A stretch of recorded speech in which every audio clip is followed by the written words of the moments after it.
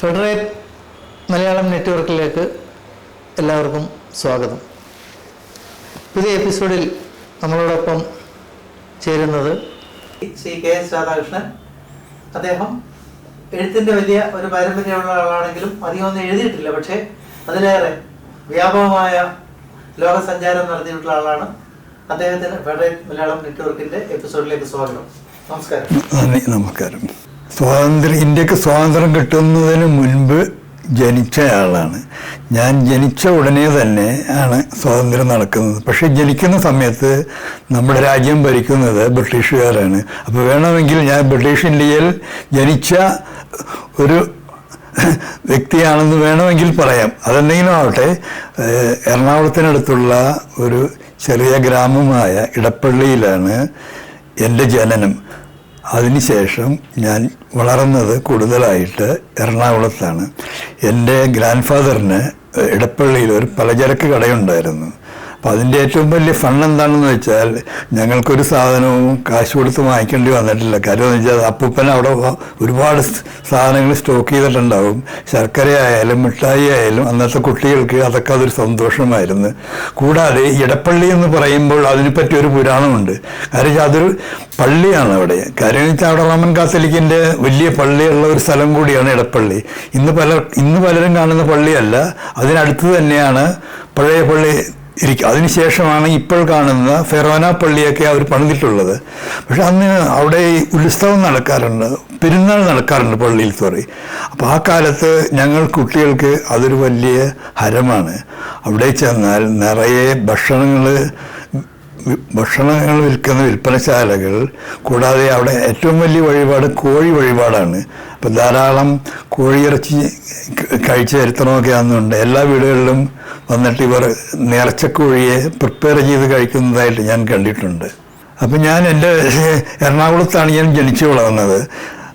അവിടെ cent Albert's സ്കൂളിലായിരുന്നു എൻ്റെ വിദ്യാഭ്യാസം തുടങ്ങിയത്.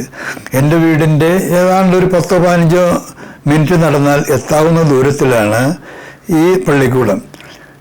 അന്ന് ഇന്നത്തെ പല പ്രഗത്ഭന്മാരും ആ കാലത്തെ പഠിച്ചിട്ടുള്ളത് ഈ ക്രിസ്തീയ പുരോഹിതന്മാർ നടത്തുന്ന വിദ്യാലയത്തിലാണ്.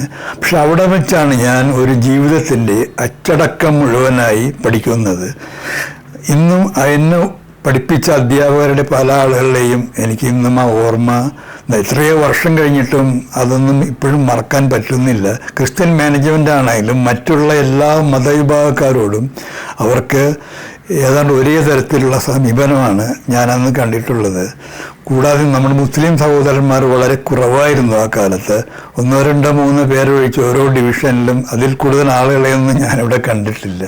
എന്നാൽ കൂടി വെള്ളിയാഴ്ചകളിൽ ഏതാണ്ട് അവർക്ക് വേണ്ടി പള്ളിയിൽ പോകാൻ വേണ്ടി ഒരു പ്രത്യേക സമയം അന്ന് അനുവദിച്ചിരുന്നു. ഇപ്പോഴും അത് കണ്ടിന്യൂ ചെയ്യുന്നതാണ് എൻ്റെ ഓർമ്മ. എന്തെങ്കിലും ആവട്ടെ, അതിനുശേഷം എൻ്റെ കോളേജ് വിദ്യാഭ്യാസം അതിന് തന്നെ അടുത്തുള്ള സെയിൻറ്റ് ആൽബർട്ട്സ് കോളേജിലായിരുന്നു. അവിടെ എൻ്റെ പ്രീഡിഗ്രി വിദ്യാഭ്യാസം പൂർത്തിയാക്കി വീണ്ടും എനിക്ക് രാജകീയ കലാലയത്തിൽ പഠിക്കണമെന്ന് തോന്നി. അന്നത്തെ കുട്ടികളുടെ എല്ലാം വലിയൊരു ആഗ്രഹമാണ് ഈ രാജകീയ കലാലയത്തിൽ പഠിക്കുക എന്നുള്ളത്. കാരണം ഈ സെൻറ്റ് ആൽബർട്ട്സ് സ്കൂൾ എന്ന് പറഞ്ഞാൽ അവിടെ മിക്സഡ് അല്ല, ഓൺലി ബോയ്സ് മാത്രമേ ഉള്ളൂ. അപ്പോൾ ഒരു ഗേൾസും കൂടെയുള്ള സ്കൂളിൽ പഠിക്കുക എന്നുള്ളത് അന്നൊരു വലിയ ആഗ്രഹമായിരുന്നു ആ കാലത്ത്. അങ്ങനെ ആ ആഗ്രഹം നിറവേറ്റാൻ വേണ്ടി ഞാൻ മഹാരാജാസ് കോളേജിലേക്ക് ചേക്കേറി. ഡിഗ്രി അവിടെയാണ് പഠിച്ചത്. ഈ ഡിഗ്രി പഠിക്കുമ്പോൾ ഒരുപാട് കാര്യങ്ങൾ പറയാനുണ്ട്. കാര്യം എന്ന് വെച്ചാൽ അന്നത്തെ പ്രഗത്ഭന്മാരെ പല സാറുമാരും എനിക്ക് വേണ്ടി ക്ലാസ് എടുത്തിട്ടുണ്ട്. അതിൽ ഏറ്റവും പ്രഗത്ഭനൊന്ന് സാനുമാഷാണ്, പിന്നെ ഉള്ളത് ഡോക്ടർ ലീലാവതിയാണ്, അതുപോലെ പലരും. പക്ഷെ ഇന്നിപ്പോൾ എല്ലാവരുടെയും പേരുകൾ എനിക്കിപ്പോൾ ഈ ഒരു വേളയിൽ കിട്ടുന്നില്ല. എന്നാലും ഞാൻ പറയാം, ലീലാവതി ഉള്ളൂരിൻ്റെ മഹാകാവ്യത്തെപ്പറ്റി വളരെ വളരെ ഭംഗിയായിട്ട് ഞങ്ങൾ പഠിപ്പിച്ചിട്ടുണ്ട്. പക്ഷേ ഇത്രേ കാലങ്ങൾ കഴിഞ്ഞിട്ട് ഇപ്പോഴും എനിക്കതിൻ്റെ ചില വരികളൊക്കെ വേണമെങ്കിലും ചെറിയ ഓർമ്മയുണ്ട്. അതുപോലെ തന്നെ കുമാരനാശാനെ പറ്റിയും ആശാഗംഭീരനാണെന്ന് എന്നെ പഠിപ്പിച്ചത് എൻ്റെ അന്നത്തെ അധ്യാപകരാണ്. ഇന്നും ആ ചെറിയ ഓർമ്മകൾ എൻ്റെ മനസ്സിൽ ഇന്നും നിൽക്കുന്നുണ്ട്. പിന്നെ ഞാനൊരു സാഹിത്യ കുടുംബത്തിലാണ് ജനിച്ചത്. കാരണം എൻ്റെ പിതാവ് ടാറ്റാപുരം സുകുമാരൻ ജീവിച്ചിരിപ്പില്ല. അദ്ദേഹം ജീവിച്ചിരുന്നെങ്കിൽ തന്നെ സെൻറ്റിനറി സംസ്കരിക്കണം. അദ്ദേഹം എറണാകുളവുമായി ബന്ധപ്പെട്ട ഒരുപാട് സാംസ്കാരിക സംഘടനകളിൽ അഹോരാത്രം പ്രവർത്തിച്ചയാളാണ്. ഈ അവിടെ ഒരു സ്വകാര്യ മാനേജ്മെൻറ്റിൻ്റെ ഒരു കമ്പനിയിൽ ജോലിയായിരുന്നെങ്കിൽ പോലും ഈ ജോലിക്കിടയിലും ജോലി കഴിഞ്ഞും ഏതാണ്ട് 4-5 മണിക്കൂർ ദിവസം സാഹിത്യത്തിന് വേണ്ടി വിനിയോഗിക്കുമായിരുന്നു. ഇന്ന് കേരളത്തിൽ നമ്മൾ ആ കാലത്ത് കാണുന്ന എല്ലാ സാഹിത്യകാരന്മാരും എൻ്റെ പിതാവിൻ്റെ സുഹൃത്തുക്കളാണ്. അവരെ എല്ലാം പുള്ളി വേണ്ട പോലെ എല്ലാം ബഹുമാനിച്ചിട്ടുണ്ട്, സഹായിച്ചിട്ടുണ്ട്, സാമ്പത്തികമായും സാഹിത്യപരമായും സഹായിച്ചിട്ടുണ്ട്. പലരും ആദ്യമായി എഴുതി തുടങ്ങുന്നവർ പലരും അദ്ദേഹത്തെ കണ്ട് അവരുടെ സാഹിത്യകൃതികൾ കാണിക്കുകയും അതിനുവേണ്ട വെട്ടിത്തിരുത്തുകൾ അദ്ദേഹം സമയമില്ലെങ്കിൽ പോലും എങ്ങനെയെങ്കിലും സമയമുണ്ടാക്കി അതൊക്കെ ചെയ്തു കൊടുക്കുന്നതായിട്ട് ഞങ്ങൾ ചെറുപ്പത്തിലെ കണ്ടു വളർന്നതാണ്. അതുപോലെ തന്നെ പല ഇന്ന് ആ കാലത്തെ എസ് കെ പൊറ്റക്കാടായാലും തകഴി ശിവശങ്കരപ്പിള്ളയായാലും പ്രഗത്ഭന്മാരായി എല്ലാവരും തന്നെ എറണാകുളത്ത് വരികയാണെങ്കിൽ എൻ്റെ അച്ഛനെ കാണാതെ അവർ മടങ്ങാറില്ല, അല്ലെങ്കിൽ മടങ്ങിയിട്ടില്ല. MD വാസുദേവൻ നായരെ പറ്റി പറയുകയാണെങ്കിൽ അദ്ദേഹവും എഴുതി തുടങ്ങിയ കാലത്ത് ആദ്യമായി അദ്ദേഹത്തിനൊരു ചെക്ക് കിട്ടി. അദ്ദേഹത്തിന് അറിയില്ല ഈ ചെക്ക് എങ്ങനെയാണ് മാറ്റുക എന്നുള്ളത്. അദ്ദേഹം ആ ചെക്ക് എൻ്റെ ഫാദറിന് അയച്ചു കൊടുത്തു. അന്ന് ഫാദറിൻ്റെ ഈ അക്കൗണ്ടിൽ കൂടി അദ്ദേഹത്തിൻ്റെ ചെക്ക് മാറ്റിയെടുക്കുകയും അദ്ദേഹത്തിന് ആ പൈസ മണി ഓർഡറായിട്ട് അതിനുശേഷം തിരിച്ചയച്ചു കൊടുത്തതായിട്ടുള്ള അങ്ങനെയുള്ള ഒരുപാട് കഥകൾ, സാഹിത്യകാരന്മാരെ സഹായിച്ചിട്ടുള്ള ഒരുപാട് കഥകൾ അദ്ദേഹം തന്നെ എന്നോട് പറഞ്ഞിട്ടുണ്ട്. പിന്നെ പിതാവിനെ പറ്റി പറയുകയാണെങ്കിൽ അദ്ദേഹത്തിൻ്റെ രചനകളെല്ലാം നടക്കുന്നത് മിക്കവാറും ഞങ്ങൾ കുട്ടികളെല്ലാം ഉറങ്ങിയതിന് ശേഷമായിരിക്കും. പലപ്പോഴും കോട്ടയത്ത് നിന്ന് വർഗീസ് കളത്തിൽ നിന്ന് ലെറ്റർ വന്നിട്ടുണ്ടാകും, മനോരമ ആഴ്ചപ്പതിലേക്ക് ഒരു കഥ വേണമെന്ന് പറഞ്ഞിട്ട്. അതുപോലെ തന്നെ മാതൃഭൂമിയുടെ മാനേജിംഗ് വീക്കിലിയുടെ പത്രാധിപരായിരുന്ന ഇപ്പോഴെനിക്കത്ര ഓർമ്മ വരുന്നില്ല, അദ്ദേഹവും വിളിക്കും ഓണപ്പതിപ്പിലേക്ക് കഥ വേണമെന്ന്. എങ്ങനെയാണ് ഈ കഥ തയ്യാറാക്കുന്നത്? കമ്പനിയിൽ സോപ്പുണ്ടാക്കുന്ന പോലെ കഥ ഉണ്ടാക്കാൻ പറ്റുമോ? പക്ഷേ അദ്ദേഹം ചിന്തിക്കും, ഇന്നെന്തെങ്കിലും ഒരു പ്ലോട്ട് എനിക്ക് കിട്ടും, അപ്പോഴായിരിക്കും ചിലപ്പോൾ പൈപ്പിൻ്റെ ചുവട്ടിൽ വെള്ളം കോരുന്നൊരു സ്ത്രീയെ കാണുന്നത്, അത് മതി അദ്ദേഹത്തിൻ്റെ കഥയാക്കാൻ. അങ്ങനെ പല കാര്യങ്ങളും സ്വന്തം നാട്ടിൽ കാണുന്ന ചെറിയ ചെറിയ കാര്യങ്ങൾ പോലും ചികഞ്ഞ് അതിൽ നിന്നും ഒരുപാട് കഥകൾ എഴുതിയിട്ടുള്ള മനുഷ്യനാണ്. ഏതാണ്ട് 60ഓളം കൃതികൾ അദ്ദേഹത്തിൻ്റെതായി ഉണ്ടായിരുന്നു. പക്ഷേ നിർഭാഗ്യവശാൽ ഇന്ന് 1-2 പുസ്തകങ്ങൾ മാത്രമേ നമുക്ക് മാർക്കറ്റിൽ ലഭ്യമാകുന്നുള്ളൂ. ജീവിതത്തെ പറ്റിയായാലും അദ്ദേഹമായിട്ട് ഇടപെട്ടുള്ള ആളെ പറ്റിയാലും ഏറ്റവും കൂടുതൽ അറിയാവുന്ന ആളും മകൻ തന്നെയാണ്. അപ്പോൾ അത് പ്രത്യേകിച്ച് ഈ പുതിയ തലമുറ രണ്ടാമത് സുകുമാരനെ പിന്നെ ഓർക്കുന്നില്ല, അവർക്ക് അറിയില്ല. അത് മാത്രമല്ല, അദ്ദേഹത്തെ അറിഞ്ഞോ അറിയാതെയോ പിന്നെ ഈ മാധ്യമങ്ങളിലേക്ക് വരാതെ ഇരിക്കാൻ ഉള്ള കാര്യങ്ങൾ നടക്കുന്നുണ്ട്. രണ്ടാമത് സുകുമാരൻ ആരാണെന്ന് ഇപ്പം പുതിയ തലമുറയിലെ ആൾക്കാരോ അല്ലെങ്കിൽ മീഡിയക്കാരോ ഒന്നും ശ്രദ്ധിക്കുന്നില്ല. പണ്ട് അദ്ദേഹത്തെ എല്ലാവർക്കും വേണമായിരുന്നു.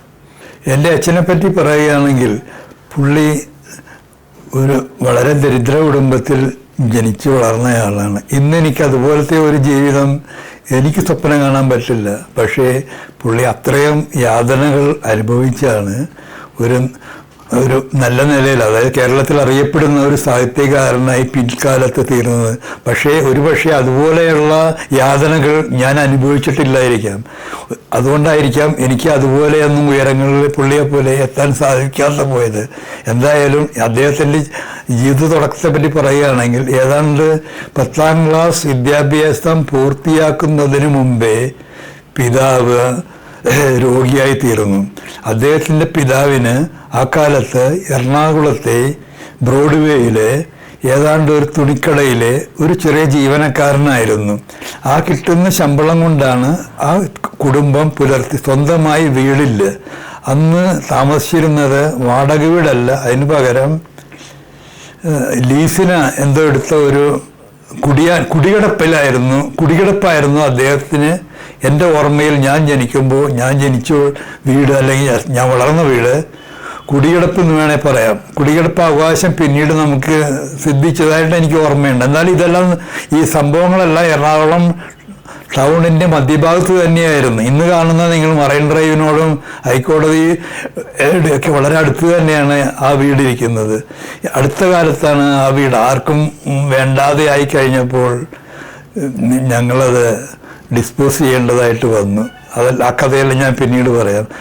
പിന്നീട് പറയുമ്പോൾ അദ്ദേഹം എന്താ പറ്റിയെന്ന് വെച്ചാൽ അദ്ദേഹത്തിന് ജോലിയില്ല, എന്തെങ്കിലും ഇനി പഠിക്കാൻ നിവൃത്തിയില്ല. കാര്യം എന്ന് വെച്ചാൽ വീട്ടിൽ ചിലവിന് പോലും വളരെ ബുദ്ധിമുട്ടിയാണ് പോകുന്നത്. സഹായത്തിന് ചില അങ്കിൾസൊക്കെ ഉണ്ടായിരുന്നെങ്കിലും അവർക്കും അവരുടേതായ ബുദ്ധിമുട്ടുകളൊക്കെ ധാരാളം ഉണ്ടായിരുന്നു. അങ്ങനെയാണ് ടാറ്റ ഓയിൽ മിൽസ് കമ്പനിയുടെ മുൻപിൽ പോയിട്ട് അവിടെ ഉള്ള സെക്യൂരിറ്റി സ്റ്റാഫിനോട് എനിക്ക് ഇവിടെ ഒരു ജോലി കിട്ടാൻ സാധ്യതയുണ്ടോ എന്നുള്ള ആരാഞ്ഞത്. അപ്പോൾ അവർ പറഞ്ഞു നോ വേക്കൻസി. പക്ഷേ പുള്ളി പിറ്റേ ദിവസവും അവിടെ ചെന്ന് നിൽക്കും. കൃത്യമായി രാവിലെ 8 മണിക്ക് ജോലിക്കാർ വരുന്ന സമയത്ത് പുള്ളി അവിടെ ഗേറ്റിലുണ്ടാവും. അങ്ങനെ ഏതാണ്ട് 1-2 മാസം കഴിഞ്ഞപ്പോൾ അവരുടെ ഒരു പേഴ്സണൽ മാനേജർ ബോംബെക്കാരനാണ്. അദ്ദേഹം ശ്രദ്ധിക്കാൻ തുടങ്ങി. ഒരു ദിവസം അദ്ദേഹം ചോദിച്ചു, എന്താണ് നീ ഇവിടെ ഡെയിലി എല്ലാ ദിവസവും നീ ഈ കമ്പനിയുടെ വാതിക്കൽ വന്ന്? സാറേ, എനിക്കൊരു ജോലി വേണം. മലയാളത്തിലാണ് പറഞ്ഞത്. പക്ഷേ അയാൾ ഇന്ത്യക്കാരനാണെങ്കിലും അയാൾക്ക് മലയാളം അറിയാമായിരുന്നു ആ മാനേജർക്ക്. അദ്ദേഹം ഇവനെ പയ്യനായ എൻ്റെ പിതാവിനെ അകത്തേക്ക് വിളിച്ചിട്ട് പറഞ്ഞു, നിനക്ക് ലാബറട്ടറിയിൽ ഒരു ചെറിയ ജോലി തരാം. ജോലിയെന്ന് പറയണത് ഇവിടെ ഹെയർ ഓയിൽ ഉണ്ടാക്കുന്ന കമ്പനിയാണല്ലോ, സോപ്പ് ഉണ്ടാക്കുന്നുണ്ട്. കുപ്പി കഴുകുന്ന പണിയാണ് ആദ്യമായി കിട്ടിയതെന്ന് ഫാദർ പിൽക്കാലത്ത് എന്നോട് പറഞ്ഞത് എനിക്ക് ഓർമ്മയുണ്ട്. അന്നത്തെ ശമ്പളം വെറും 4 അണയായിരുന്നു. ഈ 4 അണ കൊണ്ട് എങ്ങനെ ജീവിച്ചു എന്നൊന്നും ചോദിച്ചാൽ അത്രയൊന്നും ഡീറ്റെയിൽസ് ഒന്നും അല്ലെങ്കിൽ വിശദമായിട്ടുള്ള വിവരങ്ങളൊന്നും എനിക്കറിയില്ല. അങ്ങനെ ആ വളരെ കഷ്ടപ്പാടോടുകൂടി കല്യാണം കഴിച്ചു. ഞാൻ മൂത്ത മകനാണ്. ഏതാണ്ട് അദ്ദേഹത്തിന് 23 വയസ്സായപ്പോൾ തന്നെ ഞാൻ ജനിച്ചിട്ടുണ്ട്.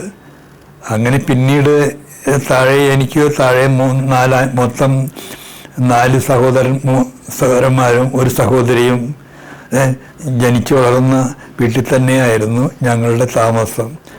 അതിനുശേഷം അദ്ദേഹം ഈ സാഹിത്യകൃതികളെല്ലാം നടത്തുന്നത് എല്ലാ ദിവസവും ഞങ്ങൾ കുട്ടികളായിരിക്കുമ്പോഴും അതിനുശേഷവും കണ്ടുകൊണ്ടിരിക്കുകയാണ്. ഇന്നൊരു ചെറുകഥ ഏതെങ്കിലും ഒരു മാസികകൾക്ക് വേണ്ടി എഴുതി കഴിഞ്ഞാൽ തീർച്ചയായും അദ്ദേഹത്തിൻ്റെ കണ്ണു മുഴുവനും അതിൽ നിന്ന് കിട്ടുന്ന പ്രതിഫലത്തെയാണ്. കാരണം എന്തെന്ന് വെച്ചാൽ ഈ ശമ്പളം കൊണ്ട് ഒരിക്കലും ഞങ്ങളെ ഒന്നും പുലർത്താൻ സാധിക്കുകയില്ലെന്ന് അദ്ദേഹത്തിന് നന്നായിട്ട് അറിയാം. അപ്പം എന്താ ചെയ്യുക? അതിന് പക്ഷേ അദ്ദേഹം ആ പൈസ എപ്പോഴാണോ ചെക്ക് അല്ലെങ്കിൽ മണി ഓർഡർ വരുന്നതെന്ന് കാത്തിരിക്കും. ഒരു പക്ഷേ അത് വരുമ്പോഴായിരിക്കും എനിക്കൊരു കുട വാങ്ങിച്ചു തരുന്നത്, എൻ്റെ കുഞ്ഞുമങ്ങൾക്ക് ഉടുപ്പ് വാങ്ങിച്ചു തരുന്നത്. കാരണം ശമ്പളത്തിൻ്റെ പൈസ എടുത്താൽ അതിൽ നിന്നും ഭക്ഷണത്തിന് ഉള്ള ചെലവ് കഴിഞ്ഞാൽ ബാക്കിയൊന്നും മിച്ചം ഉണ്ടാവാറില്ല. പിൽക്കാലത്ത് അദ്ദേഹത്തിലുള്ള കഴിവുകൾ മനസ്സിലാക്കി ഈ ടാറ്റ ഓയിൽ മിൽസ് കമ്പനിയിലെ മാറി മാറി വന്ന പല മാനേജർമാരും അദ്ദേഹത്തിന് കൂടുതൽ പ്രൊമോഷൻ കൊടുക്കാനാണ് ചെയ്തിട്ടുള്ളത്. കാരണം ഈ ഏതാണ്ട് കൂലിപ്പണിയെന്ന് തന്നെ അതിൽ നിന്നും അദ്ദേഹം ഏതാണ്ട് 10ാം ക്ലാസ് പാസ്സായ ഒരാളായതുകൊണ്ട് അദ്ദേഹത്തിന് ഓഫീസിൽ ഒരു ഗുമസ്തപ്പണി കമ്പനി പിൽക്കാലത്ത് ഏതാണ്ട് വർഷങ്ങൾക്ക് ശേഷം കൊടുക്കുകയുണ്ടായി. അവിടെ ഇരുന്ന് അദ്ദേഹം കമ്പനിയുടെ പണിയും ചെയ്യും. അദ്ദേഹത്തിൻ്റെ സ്വന്തം സാഹിത്യ പ്രവർത്തനങ്ങൾ കുറേശ്ശെ അവിടെ വെച്ചും കൂടി നിർവഹിക്കാനുള്ള സൗകര്യം കമ്പനി കൊടുത്തിരുന്നു. പക്ഷെ അങ്ങനെ ചെയ്യുന്നതിൽ കമ്പനിക്ക് അറിയാമായിരുന്നെങ്കിലും പക്ഷെ അവരൊരിക്കലും അതിനൊരു തടസ്സം നിന്നിട്ടില്ല. അദ്ദേഹത്തിൻ്റെ സാഹിത്യ പ്രവർത്തനങ്ങൾക്ക് കമ്പനി ഈ ടാറ്റ ഓയിൽ മിൽസ് കമ്പനി അല്ലെങ്കിൽ ടാറ്റയുടെ കുത്തക മുതലാളിയുടെ ഉടമയിലുള്ള ഈ കമ്പനി എല്ലാ കാലത്തും അദ്ദേഹം ഏതാണ്ട് 60 വയസ്സിലാണ് റിട്ടയർ ചെയ്യുന്ന അവിടെ നിന്ന് അതുവരെയും ഈ കമ്പനി സഹായിച്ചിട്ടേ ഉള്ളൂ. അദ്ദേഹത്തിൻ്റെ പല വിദേശ യാത്രകൾക്കും കമ്പനി ഫ്രീ ആയി ലീവ് കൊടുത്തിട്ടുണ്ട്. ആ ശമ്പളം ഞാനാണ് മാസം 1, 2, 3 മാസം നീണ്ടുന്ന യാത്രയാണെങ്കിൽ പോലും പലപ്പോഴും ഓഫീസിൽ പോയി ആ ശമ്പളം എൻ്റെ പിതാവിൻ്റെ ശമ്പളം കൈപ്പറ്റുന്നത് പലപ്പോഴും ഞാൻ തന്നെയായിരിക്കും. പക്ഷെ കമ്പനിക്ക് അതൊന്നും ഒരു നഷ്ടമായിട്ട് അവർ ചിന്തിച്ചിട്ടില്ല. ഏതെങ്കിലും ഒരു പ്രതിഭ ഈ ഫാക്ടറിയിലുണ്ടെങ്കിൽ അദ്ദേഹത്തെ വളർത്തുക എന്നതും കൂടി അവരുടെ ഒരു കടമയായിട്ട് അക്കാലത്ത് എനിക്ക് തോന്നിയിട്ടുണ്ട്. ഇന്ന് അതുപോലെ ചെയ്യുന്ന കുത്തക വ്യവസായികൾ ഇന്നത്തെ നമ്മുടെ അദാനി ആയാലും അല്ലെ അംബാനി ആയാലും അങ്ങനെയൊക്കെ ചെയ്യുന്നുണ്ടോ എന്നെനിക്കറിയില്ല. അറിയാവുന്നവരുണ്ടെങ്കിൽ വേണമെങ്കിൽ കമൻ്റ് ചെയ്യാം. അവിടെ ഈ കമ്പനിയിൽ കലാകാരന്മാരെ പ്രോത്സാഹിപ്പിക്കുന്നതിന് വേണ്ടിയുള്ള ഒരുപാട് ശ്രമങ്ങൾ അദ്ദേഹം നടത്തിയിട്ടുണ്ട്. കലാസമിതി എന്ന ഒരു സംഘടന കലാ സ്നേഹികൾക്ക് വേണ്ടി കമ്പനിയിലെ ജോലിക്കാരിലുള്ള കലാസ്നേഹത്തെയും അവരുടെ സാഹിത്യ രചനകളെയും വളർത്താൻ വേണ്ടി പുള്ളി തുടങ്ങിയിരുന്നു. അതിനും മാനേജ്മെൻറ്റിൻ്റെ സപ്പോർട്ടും ഫിനാൻഷ്യൽ സപ്പോർട്ടും എല്ലാം ഉണ്ടായിരുന്നു. അങ്ങനെയാണ് കലാരംഗം എന്ന ഒരു മാസിക ഹൗസ് മാഗസിനായിട്ട് മലയാളത്തിൽ അവിടെ നിന്നും പ്രസിദ്ധീകരിച്ചിരുന്നു. അതിൽ 1-2 പേജുകൾ മാത്രം ചിലപ്പോൾ ഇംഗ്ലീഷിൽ എന്തെങ്കിലും ഒരു മാറ്റർ കണ്ടെന്ന് വരാം. പക്ഷേ ഈ കലാരംഗം എന്ന് പറയുന്ന ആ ഒരു മാസികയിൽ ധാരാളം കവിതകളും കഥകളും ഓരോരോ തൊഴിലാളിയും സാഹിത്യത്തിൽ താല്പര്യമുള്ള ഓരോരോ തൊഴിലാളികളും എഴുതുമായിരുന്നു. അവർക്കെല്ലാം അവരുടെ പേരും ഈ ലേഖനവും അല്ലെങ്കിൽ കഥകളും കവിതകളും ഒരു പത്രത്തിൽ പ്രിൻ്റ് ചെയ്ത് കാണുക എന്നുള്ളത് വലിയ സന്തോഷകരമായ കാര്യമാണ്. അങ്ങനെ പലരെയും എൻ്റെ പിതാവ് സഹായിച്ചിട്ടുണ്ട് ആ കാലത്ത്. അതിൽ വളരെ അപൂർവം ചില ആളുകൾ മറ്റ് മാസികകളിലും പ്രസിദ്ധീകരിച്ച് വീണ്ടും പ്രസിദ്ധരായവരും ഒക്കെ ഉണ്ട്, ഇല്ലയെന്ന് പറയാൻ പറ്റില്ല. എന്നാലും ഏതാണ്ട് അദ്ദേഹം കമ്പനിയിൽ നിന്ന് പിരിയുന്നത് വരെയും ആ മാസിക പ്രസിദ്ധീകരിച്ചിരുന്നു. അവിടെ നിന്ന് അത് പ്രിൻ്റ് ചെയ്തിരുന്നത് എറണാകുളം ടൗണിലെ ഏതെങ്കിലും ഒരു പ്രസ്സിലായിരിക്കും. അപ്പോൾ ഞങ്ങൾക്ക് അതിനെപ്പറ്റി നന്നായിട്ട് അറിയാം. കാരണം ഇതിന് പ്രൂഫ് റീഡിങ് എല്ലാം കഴിയുന്നതും വീട്ടിൽ കൊണ്ടുവന്നാണ് നടത്തുന്നത്. ചിലപ്പോൾ ഞങ്ങളൊക്കെ സഹായിച്ചു കൊടുക്കാറുണ്ട്. ഇതെല്ലാം അദ്ദേഹത്തിൻ്റെ ഒരു ജോലിയുടെ ഭാഗമായി തന്നെ അദ്ദേഹം കാണുന്നു. പക്ഷേ അതൊന്നും ഒരു ജോലിയുടെ ഭാഗമല്ല. പക്ഷേ അത് അദ്ദേഹത്തിൻ്റെ ഒരു വ്യക്തി താല്പര്യം കൂടി കണക്കിലെടുത്ത് സാഹിത്യ പ്രവർത്തനത്തിന് വേണ്ടി ഒഴിഞ്ഞു വെച്ച ഒരു ജീവിതമായിരുന്നു അക്കാലത്ത് എൻ്റെ പിതാവ് ടാറ്റാപുരം സുകുമാരൻ്റേത്. അതിനുവേണ്ടി മാറി മാറി വരുന്ന മാനേജ്മെൻറ്റ്, അത് ബോംബെക്കാരായാലും ഡൽഹിക്കാരായാലും മലയാളി മാനേജറായാലും തീർച്ചയായിട്ടും അദ്ദേഹത്തെ വളരെയധികം അഭിനന്ദിച്ചിട്ടുണ്ട്. സാഹിത്യ പ്രവർത്തനത്തിന് വേണ്ടി അകമഴിഞ്ഞ എല്ലാ സ്നേഹങ്ങളും അവരുടെ ഭാഗത്തു നിന്ന് ആ കാലത്ത് അദ്ദേഹത്തിന് ഉണ്ടായിട്ടുണ്ട്. അതും കൂടി അദ്ദേഹത്തിൻ്റെ സാഹിത്യ വളർച്ചയ്ക്ക് ഒരു കാരണം ആയിട്ടുണ്ട് എന്ന് നമുക്കിവിടെ തറപ്പിച്ച് പറയാൻ പറ്റും. കൂടാതെ നമ്മളന്ന് ആ കാലത്തുണ്ടായിരുന്ന പ്രധാനപ്പെട്ട എല്ലാ സാഹിത്യകാരന്മാരെയും സംഘടിപ്പിച്ച് പല യോഗങ്ങളും കമ്പനിയുടെ അകത്ത് തന്നെ കെൻറ്റിൻ ഓഡിറ്റോറിയത്തിൽ നടത്തിയിട്ടുണ്ട്. അപ്പോൾ അവരെ അതുകൂടാതെ കമ്പനിയുടെ ഗസ്റ്റ് ഹൗസിൽ കൊണ്ടുപോയി സൽക്കരിച്ചിട്ടുണ്ട്. അതെല്ലാം കമ്പനി ചെലവിലായിരുന്നു. മാനേജ്മെൻറ്റ് ചിലപ്പോൾ അവരുടെ കൂടെ ഗസ്റ്റായിട്ട് വന്ന് പ്രസംഗിച്ചിട്ടുണ്ട്. അങ്ങനെ പല പല കാര്യങ്ങളും അദ്ദേഹം ചെയ്തിട്ടുണ്ട്. കൂടാതെ എൻ്റെ ഒരു ഓർമ്മ ശരിയാണെങ്കിൽ ഏതാണ്ട് ആ കാലഘട്ടത്തിലാണ്, അദ്ദേഹം ജീവിച്ചിരുന്ന കാലഘട്ടത്തിലാണ്, ഇപ്പോൾ നമ്മൾ മട്ടാഞ്ചേരിയിൽ കാണുന്ന സിനഗോഗിൻ്റെ ഒരേ ഒരു സിനഗോഗ ഇന്ന് അവശേഷിക്കുന്നുള്ളൂ എന്നാണ് എൻ്റെ ഒരു അറിവ്. കേരളത്തിൽ 400-ാം വാർഷികം ആഘോഷിച്ചത് അന്ന് എസ്കോഡറായിരുന്നു ഈ സിനഗോഗിൻ്റെ ചാർജ് ഉണ്ടായിരുന്ന ഒരേ ഒരു കുടുംബം, കോഡർ കുടുംബം എന്ന് വേണമെങ്കിൽ പറയാം. കോഡർ ഒരു സാഹിത്യ കൗതുകിയും കൂടാതെ ഒരു ചരിത്രകാരനും കൂടിയായിരുന്നു. എൻ്റെ ഫാദറുമായിട്ട് വളരെ അധികം ഒരു അടുപ്പമുള്ളൊരു വ്യക്തി കൂടിയായിരുന്നു. വലിയ ബിസിനസ്സുകാരനാണെങ്കിലും ഫാദറെ വളരെ ബഹുമാനിക്കുന്ന ഒരു വ്യക്തിയായിരുന്നു എസ്കോഡർ. അങ്ങനെ ഒരു ദിവസം എസ്കോഡർ വിളിച്ചിട്ട് പറഞ്ഞു, സുകുമാര, നമ്മുടെ ഈ പള്ളിയുടെ, അതായത് അവരുടെ മോസ്കിൻ്റെ ഒരു 400-ാം വാർഷികം നമുക്ക് ആഘോഷിക്കണം. പക്ഷേ ആ മോസ്ക് ഇന്നും അതേപോലെ നിലനിർത്തിയിട്ടുണ്ട്. അതൊരു ടൂറിസ്റ്റ് പ്ലേസാണ്. ഈ സിനഗോഗിൻ്റെ ബാക്കി പറയുകയാണെങ്കിൽ ഇതുപോലൊരു സിനഗോഗ എറണാകുളത്തും ഉണ്ടായിരുന്നു. ഏതാണ്ട് ഇതേപോലെ തന്നെ ഉള്ളൊരു സിനഗോഗ എറണാകുളത്തുണ്ട്. പക്ഷേ ആ സിനഗോഗ് ഇന്ന് ഉണ്ടോ ഇല്ലേ എനിക്കറിയില്ല. അവിടെയൊന്ന് അതായത് ജ്യൂസ് ഇല്ലല്ലോ. എല്ലാ ജൂതന്മാരും ആ കാലത്ത് ഏതാണ്ട് ഒരു 10-20-30 കൊല്ലം മുമ്പ് ഇസ്രായേലിലേക്ക് പോയി കളഞ്ഞു. ഇന്ന് നമ്മുടെ നാട്ടിൽ ജൂതന്മാരില്ല. പക്ഷേ ഈ പള്ളിയുടെ 400-ാം വാർഷികം നടത്തുമ്പോൾ എൻ്റെ ഓർമ്മ ശരിയാണെങ്കിൽ ഇന്ദിരാഗാന്ധി ആയിരുന്നു അന്നത്തെ പ്രധാനമന്ത്രി. ഈ ആഘോഷത്തിൻ്റെ ഉദ്ഘാടക അവരായിരുന്നുള്ളതാണ് എൻ്റെ ഓർമ്മ. അപ്പം അന്ന് എൻ്റെ ഫാദർ കോളറിന് വേണ്ടി പ്രസംഗം എഴുതി കൊടുത്തതായിട്ട് എനിക്കിപ്പോഴും ഒരു ചെറിയ ഓർമ്മയുണ്ട്. അന്നൊരു വലിയൊരു കമ്മിറ്റി ആയിരുന്നു ഈ 400-ാം വാർഷികം നടത്തിയത്. അതിൽ ശ്രീ MK നായരും ഈ കൃഷ്ണകുമാറും അതുപോലെ അക്കാലത്തെ പ്രഗത്ഭന്മാരായ പലരും ഉണ്ടായതായിട്ട് എനിക്ക് ഓർമ്മയുണ്ട്. കൂടാതെ ഈ മട്ടാഞ്ചേരി ടൗൺ ഹാളിൽ നീണ്ടുനിന്ന ഒരു കലാപരിപാടിയും ഇതുമായിട്ട് ബന്ധപ്പെട്ടുണ്ടായിരുന്നു. MK രാഘവനായിരുന്നു അക്കാലത്തെ മട്ടാഞ്ചേരി മുനിസിപ്പൽ ചെയർമാൻ എന്നാണ് എൻ്റെ ഓർമ്മ. പക്ഷേ ഈ കലാപരിപാടി നടക്കുമ്പോൾ ഈ കേരളത്തിലെ അന്നത്തെ പ്രൊഫഷണൽ നാടക ട്രൂപ്പായ KPAC-യും കാളിദാസ കലാകേന്ദ്രവും അതുപോലുള്ള മറ്റു പല കലാസമിതികളുടെയും നാടകങ്ങൾ ഈ ടൗൺ ഹാളിൽ അവതരിപ്പിച്ചതായിട്ട് എനിക്കൊരു ഓർമ്മയുണ്ട്. എനിക്ക് പാസ് ഉണ്ടായിരുന്നത് കൊണ്ട് മിക്കവാറും എല്ലാ ദിവസവും ഞാൻ ഈ കലാപരിപാടി ആസ്വദിച്ചിരുന്നു. അതുകൂടാതെ എൻ്റെ പിതാവ് എറണാകുളത്ത് എന്ത് പരിപാടി നടന്നാലും അദ്ദേഹമില്ലാതെ ഒരു പരിപാടിയില്ല. എല്ലാത്തിൻ്റെയും പാസ് തീർച്ചയായിട്ടും അദ്ദേഹത്തിൻ്റെ കയ്യിലുണ്ടാകും. ഞാനതിലെല്ലാം സംബന്ധിച്ചിട്ടുണ്ട്. അങ്ങനെയുള്ള ഒരുപാട് അനുഭവങ്ങൾ എനിക്കും ഉണ്ടായിട്ടുണ്ട്. കാരണം ഞാനൊരു സാഹിത്യകാരൻ്റെ മകനല്ലേ.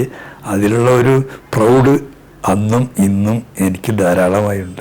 അദ്ദേഹം ആദ്യമായി രചനകൾ നിർവഹിച്ചിരുന്നത് KA സുകുമാരൻ ടാറ്റാപുരം എന്ന പേരിലായിരുന്നു.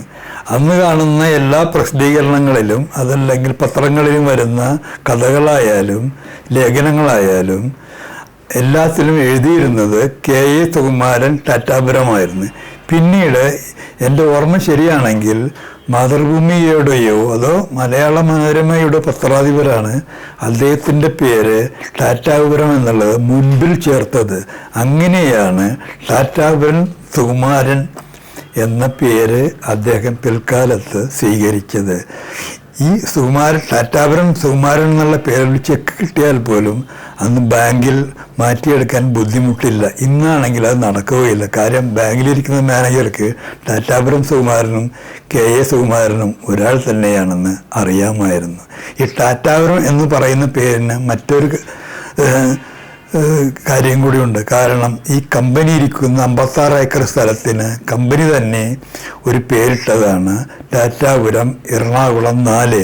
അവിടെ ഒരു പോസ്റ്റ് ഓഫീസ് പണിയാനുള്ള സ്ഥലം കമ്പനി കൊടുത്തു. അവിടെ ഒരു പോസ്റ്റ് ഓഫീസും അവർ പണിത് കൊടുത്തു കമ്പനി ചെലവിൽ. എന്നും അവിടെ മാറി മാറി വരുന്ന പോസ്റ്റ് മാസ്റ്റർമാർ അദ്ദേഹത്തിൻ്റെ സുഹൃത്തുക്കളായിരുന്നു. ഏറ്റവും കൂടുതൽ തപാലിൽ പുസ്തകങ്ങളും മാസികകളും ലേഖനങ്ങളും കത്തുകളും വന്നുകൊണ്ടിരുന്നത് എൻ്റെ പിതാവിനായിരുന്നു. അത് തീർച്ചയായിട്ടും അത്രയധികം ഒരു വ്യക്തി എന്നുള്ള നിലയിൽ അല്ലെങ്കിൽ തൊഴിലാളി എന്ന നിലയിൽ ആർക്കും വന്ന് ഞാൻ കണ്ടിട്ടില്ല. അദ്ദേഹം ലീവ് എടുക്കുകയാണെങ്കിൽ എൻ്റെ ജോലിയാണ് വൈകിട്ട് പോയിട്ട് ഏതെങ്കിലും സമയത്ത് പോസ്റ്റ് ഓഫീസിൽ പോയിട്ട് ഈ വന്നിട്ടുള്ള എല്ലാ മാസികകളും അല്ലെങ്കിൽ ലെറ്ററുകളും വാങ്ങി വീട്ടിൽ കൊണ്ടുവന്ന് സൂക്ഷിച്ചു വെക്കുക എന്നുള്ളത്. അദ്ദേഹം ചിലപ്പോൾ ദീർഘയാത്രയിലായിരിക്കാം, ചിലപ്പോൾ ഒരാഴ്ചയോ 2 ആഴ്ച കഴിഞ്ഞായിരിക്കും മടങ്ങി വരിക. വന്നു കഴിഞ്ഞാൽ ഈ വന്നിട്ടുള്ള എല്ലാ പോസ്റ്റൽ ആർട്ടിക്കിളും ഞാൻ കൊണ്ടുപോയി കയ്യിൽ കൊടുക്കുമായിരുന്നു. അത് വായിച്ച് വേണ്ടവർക്കെല്ലാം റിപ്ലൈ ചെയ്താൽ ചില പീരിയോഡിക്കൽസ് ഒന്നും പുള്ളി തുറക്കാറില്ല. കലാകൗമുദി ആയാലും മനോരമയായാലും മാതൃഭൂമി ആയാലും പുള്ളി തുറന്ന് ഞാൻ കണ്ടിട്ടില്ല. അതെല്ലാം തുറന്ന് വായിക്കുന്നത് മിക്കവാറും ഞങ്ങൾ മക്കളും വീട്ടിലുള്ള മറ്റു കുടുംബാംഗങ്ങളുമായിരിക്കും. ഒരു പിതാവിൻ്റെ വ്യക്തിപരമായ ചില കാര്യങ്ങൾ പറയുകയാണെങ്കിൽ അദ്ദേഹത്തിൻ്റെ മക്കളെല്ലാവരും തന്നെ അത്യാവശ്യം നല്ല വിദ്യാഭ്യാസം നേടിയവരാണ്. ഞാൻ പോലും ഒരു ബിരുദധാരിയാണ് പറയുമ്പോൾ. അന്ന് ഞാൻ അഭിമാനിക്കുകയല്ല, അന്ന് എനിക്കത് സാധിച്ചു. എങ്ങനെ സാധിച്ചു എന്ന് ഇപ്പോൾ ചോദിച്ചാൽ എനിക്ക് പറയാൻ പറ്റില്ല. എൻ്റെ ബ്രദറാണെങ്കിൽ എൻജിനീയറാണ്. അദ്ദേഹത്തിന് 2 മക്കൾ എൻജിനീയർമാരാണ്. എൻ്റെ തൊട്ടടുത്ത് ഇളയ ബ്രദർ കോതമംഗലത്ത് MA കോളേജിലാണ് എൻജിനീയറിംഗ് പഠിക്കുന്നത്. അന്ന് മാസാമാസം അവന് വേണ്ടി ഒരു നിശ്ചിത തുക ഹോസ്റ്റലിലേക്ക് അയച്ചു കൊടുക്കേണ്ട ഒരു ബാധ്യത എൻ്റെ പിതാവിനുണ്ടായിരുന്നു. പലപ്പോഴും അവസാന നിമിഷത്തിലായിരിക്കും പൈസ സംഘടിപ്പിച്ച് അവൻ എത്തിക്കുന്നത്. പക്ഷെ ചില സമയത്ത് എന്തെങ്കിലും കാരണവശാൽ ഈ പൈസ അവിടെ കിട്ടാൻ വൈകിയാൽ ഇവനെ ഹോസ്റ്റലിൽ നിന്ന് പുറത്താക്കും. അതൊരു ബുദ്ധിമുട്ടായിട്ട് തോന്നിയിട്ടുണ്ട് പലപ്പോഴും. അങ്ങനെ വരുമ്പോൾ ഞാൻ എൻ്റെ ഒരു സഹായം അതിലേക്ക് ചെയ്തിട്ടുണ്ട്. കാരണം അന്നത്തെ ദിവസം എന്നാണ് അവസാനത്തെ ദിവസം എന്ന് കാണുക, ആ ദിവസം ഞാൻ ലീവ് എടുത്തിട്ട് പൈസ എവിടെ നിന്നെങ്കിലും സംഘടിപ്പിച്ച്, ചിലപ്പോൾ എൻ്റെ ഫാദറോ ചിലപ്പോൾ പുള്ളിയുടെ ആരെങ്കിലും ഒരു ഫിനാൻസറുടെ കയ്യിൽ നിന്ന് ചിലപ്പോൾ ലോണായിട്ട് എടുത്തിട്ടോ ഈ പൈസ വാങ്ങിച്ചിട്ട് ഹോസ്റ്റലിൽ കൊണ്ടുപോയി അവന് കൊടുത്തതായിട്ടൊരു ഓർമ്മയുണ്ട്. ആ പൈസ ഒരു പക്ഷേ ഒരു ദിവസം ഈ ഹോസ്റ്റലിൽ എനിക്ക് അവൻ്റെ കൂടെ താമസിക്കേണ്ടതായിട്ടും വന്നിട്ടുണ്ട്. അന്നൊരു ന്യൂ ഇയർ ഡേ ആയിരുന്നു. രാത്രി പിള്ളേരെല്ലാം കൂടി ഭയങ്കര ബഹളം ഹോസ്റ്റലിൽ. കാരണം എന്താണെന്ന് വെച്ചാൽ ഓരോരുത്തരും വന്നിട്ട് ഓരോ റൂമിലും വന്നിട്ട് ഒരു കണി കാണിക്കലാണ് അവിടെ നടക്കുന്നത്. അതെല്ലാം കുറേ ആഭാസമായ കാര്യങ്ങളാണെന്ന് എനിക്കിവിടെ പറയാൻ നിവൃത്തിയില്ല. അതൊരു ഓർമ്മയായിട്ട് എനിക്ക് ഇവിടെ പറയേണ്ടി വന്നു. കൂടാതെ അദ്ദേഹത്തെ പറ്റി പറയുകയാണെങ്കിൽ എല്ലാ കലാ സാംസ്കാരിക സംഘടനകളുടെയും തലപ്പത്ത് എൻ്റെ അച്ഛനുണ്ടായിരുന്നു. കേരള സാഹിത്യ അക്കാദമി ആയാലും സാഹിത്യ പ്രവർത്തക സഹകരണ സംഘമായാലും സാഹിത്യ പരിഷത്തായാലും എല്ലായിടത്തും അദ്ദേഹത്തിൻ്റെ ഒരു സാന്നിധ്യം ആ കാലത്ത് കേരളത്തിൽ ഉണ്ടായിരുന്നു. കൂടാതെ അദ്ദേഹം പ്രസംഗിക്കാത്ത ഒരു സ്കൂളുകളും ഒരു കോളേജുകളും ഒരു പക്ഷേ അക്കാലത്ത് കാണുകയില്ല. കാരണം ഇവിടെയെല്ലാം ആനുവൽ ഡേക്കും ആനിവേഴ്സറിക്കും അതല്ലെങ്കിൽ അതുമായി ബന്ധപ്പെട്ട സെൻറ്റിനറിക്കോ അതല്ലെങ്കിൽ SNDPയുടെ സെൻറ്റിനറിക്കോ അങ്ങനെയുള്ള എല്ലാ കാര്യങ്ങളിലും പുള്ളി ഒരു പ്രാസംഗികനായി പോകുമായിരുന്നു. ഇതെല്ലാം നടക്കുന്നത് അദ്ദേഹത്തിൻ്റെ ജോലി കഴിഞ്ഞ് വൈകുന്നേരങ്ങളിൽ ആയിരിക്കും. മിക്കവാറും വീട്ടിൽ വന്ന് ഒരു ചായ കുടിച്ചിരിക്കുമ്പോൾ തന്നെ ഈ പ്രസംഗിക്കാൻ വിളിച്ചിരിക്കുന്ന സംഘടനകൾ കാറുമായി വീടിന് മുന്നിലെത്തിയിരിക്കും. പലപ്പോഴും ഈ കാറുകൾ മടങ്ങി വരുന്നത് രാത്രി 12 മണിക്കും ചിലപ്പോൾ അതിന് ശേഷവുമായിരിക്കും. പക്ഷെ ഞങ്ങൾ കുട്ടികൾക്ക് അന്ന് പ്രാർത്ഥനയാണ്, ഈ അച്ഛനിൽ വരുന്ന വാഹനങ്ങളൊന്നും ഒരു അപകടത്തിലൊന്നും പെടാതിരിക്കട്ടെ. അങ്ങനെ എന്തെങ്കിലും ഒരു അത്യാഹിതം വല്ലതും സംഭവിച്ചാൽ ഞങ്ങളെല്ലാം വഴിയാധാരാകുമല്ലോ എന്നുള്ളൊരു പേടി അക്കാലത്ത് എന്നെ പിന്തുടർന്നിരുന്നു. പല സാഹിത്യകാരന്മാരും പല ആവശ്യങ്ങൾക്കും എറണാകുളത്ത് വരുമായിരുന്നു. അതിലൊരു പ്രധാനി ഈ VMN പണിക്കർ. അദ്ദേഹം തലശ്ശേരിക്കാരനാണെന്നാണ് എൻ്റെ ഓർമ്മ. അദ്ദേഹം എറണാകുളത്ത് ഒരു നേവൽ ഓഫീസറായിരിക്കണം. മിക്കവാറും വീട്ടിൽ വരുന്നത് നേവി യൂണിഫോമിലാണ്. അതായത് ട്രൗസറും ഒരു ഷർട്ടും തലയിൽ ക്യാപ്പും കാണും, വെള്ള നിറത്തിലുള്ള. അത് കാണുമ്പോൾ ഞങ്ങൾക്ക് ഹരമാണ് കുട്ടികൾക്ക്. അദ്ദേഹം ഈ ഡ്രസ്സെല്ലാം അവിടെ അഴിച്ചു വെച്ചിട്ട് ഒരു ഷർട്ടും മുണ്ടും കൊടുത്തിട്ടായിരിക്കും ചിലപ്പോൾ എൻ്റെ അച്ഛൻ്റെ കൂടെ പുറത്തേക്ക് ഇറങ്ങുക. അതെല്ലാം അന്നത്തെ ഒരു കൗതുകമാണ്. പലപ്പോഴും ഇദ്ദേഹം തൊപ്പിയൊക്കെ ഞങ്ങൾ തലയിൽ വെച്ചിട്ട് നടന്നതായിട്ട് ഒരു ചെറുപ്പകാലത്ത് ഒരു ഓർമ്മ വരുന്നുണ്ട്. അന്നത്തെ രാത്രി മിക്കവാറും ഒരു പക്ഷേ അദ്ദേഹം എൻ്റെ വീട്ടിൽ അതിഥിയായിട്ടായിരിക്കും താമസിക്കുന്നത്. അമ്മ ഒരുപാട് സാഹിത്യകാരന്മാർക്ക് വേണ്ടി ആ കാലത്ത് വെച്ചു വിളമ്പി കൊടുത്തതായിട്ട് എനിക്കൊരു ഓർമ്മയുണ്ട്. ആര് വന്നാലും ഭക്ഷണം കൊടുക്കാതെ എൻ്റെ അമ്മ വിടില്ലായിരുന്നു. അതൊക്കെ അന്നത്തെ ഒരു കാലം. തകഴിയായാലും പൊറ്റക്കാടായാലും അതുപോലെ പൊന്നിക്കർ റാഫി ആയാലും എല്ലാവരും എൻ്റെ അച്ഛൻ്റെ സുഹൃത്തുക്കളാണ്. പലപ്പോഴും ഇവരെയെല്ലാം നേരിട്ട് എനിക്ക് കാണാനുള്ള അവസരവും അവരായിട്ടുള്ള ആശയവിനിമയം നടത്താനുമൊക്കെ ചെറുപ്പകാലത്ത് സാധിച്ചിട്ടുണ്ട്.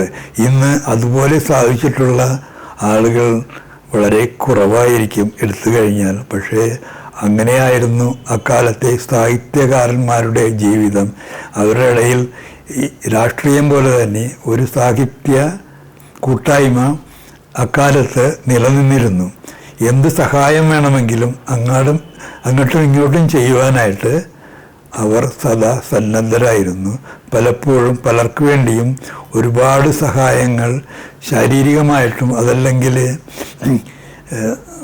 ഫിനാൻഷ്യലായിട്ടും എൻ്റെ പിതാവ് ചെയ്തിട്ടുള്ള പല ഓർമ്മകളും എനിക്കിപ്പോൾ ഈ അവസാന നിമിഷത്തിൽ വരുന്നുണ്ട്.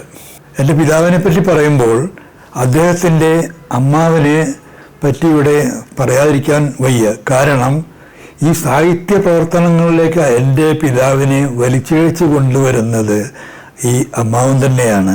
അദ്ദേഹവുമായി അധികം പ്രായവ്യത്യാസമില്ലെങ്കിലും അമ്മാവൻ ടീച്ചറായിരുന്നു അന്ന്. അതായത് ചേരാനെല്ലൂരിലെ ഒരു പ്രൈവറ്റ് വിദ്യാലയത്തിൽ അധ്യാപകനായിരുന്നു. പലപ്പോഴും സാഹിത്യ രചനകൾ നടത്താനായിട്ട് എൻ്റെ ഫാദറിനെ സഹായിച്ചിട്ടുള്ള വ്യക്തി ഈ അമ്മാവൻ തന്നെയാണ്. കൂടുതൽ പ്രചോദനം നൽകിയതും അമ്മാവൻ തന്നെയാണ്. പക്ഷെ അമ്മാവൻ ധാരാളം വായിക്കുമായിരുന്നു. അമ്മാവൻ ഒരു സാഹിത്യ ഗവേഷകൻ കൂടിയായിരുന്നു. ഋഗ്വേദത്തിലൂടെ എന്ന് ധാരാളം പുസ്തകങ്ങൾ അദ്ദേഹം രചിച്ചിട്ടുണ്ട്. അതിനെല്ലാം വേണ്ടി കിട്ടുന്ന കൃതികളെ തേടി മിക്കവാറും ആഴ്ചയിൽ 1-2 ദിവസം തൃശ്ശൂരുള്ള കേരള സാഹിത്യ അക്കാദമിയിൽ പോയി അവരുടെ വലിയ ലൈബ്രറിയിൽ നിന്നും ശേഖരിക്കുമായിരുന്നു. പിന്നീട് അദ്ദേഹത്തിൻ്റെ മകൻ സാഹിത്യ പ്രവർത്തക സഹകരണ സംഘത്തിൽ ഒരു പബ്ലിക്കേഷൻ മാനേജറായി ജോലി ചെയ്തിട്ടുണ്ട്. അവനൊരു ആർട്ടിസ്റ്റും കൂടിയായിരുന്നു. ഇതൊക്കെയാണ് എൻ്റെ പിതാവിനെ പറ്റിയുള്ള ഓർമ്മകളിലുള്ള ചില ഭാഗങ്ങൾ. അമ്മാവനെ പറ്റി പറയുകയാണെങ്കിൽ ഈ അമ്മാവനാണ് എൻ്റെ പിതാവിനെ പുസ്തകങ്ങൾ വാങ്ങിക്കുവാനും അത് വായിക്കുവാനും കൂടുതലായി ആ കാലത്ത് പ്രേരിപ്പിച്ചിട്ടുള്ളത്. അതിനുവേണ്ടി ഏതറ്റം വരെയും പോകുവാൻ അമ്മാവൻ ഈ മരുമകനെ പ്രേരിപ്പിച്ചിരുന്നു. ഒരു ദിവസം പതിവില്ലാതെ അമ്മാവൻ വീട്ടിലേക്ക് വന്നതായി എൻ്റെ അമ്മമ്മ പറഞ്ഞു കേട്ടിട്ടുണ്ട്. അച്ഛനെയും കൂട്ടി അദ്ദേഹം എന്തോ കാര്യത്തിന് പുറത്തേക്ക് പോയി. വളരെ സീരിയസ് ആയിട്ടാണ് ആ പോക്ക് കണ്ടതായി തോന്നിയിട്ടുള്ളത്. എന്താണ് ചെയ്തത്?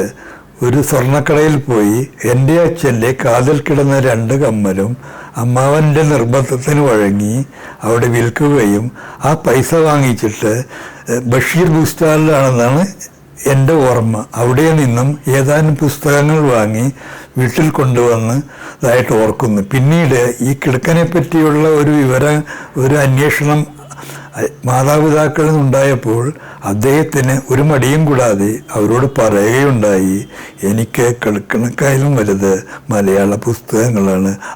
അതിനുവേണ്ടി ഞാൻ എൻ്റെ സ്വർണ്ണക്കടക്കൻ വിറ്റതാണ്. അദ്ദേഹത്തിൻ്റെ പേരാണ് VVK വാലത്ത്.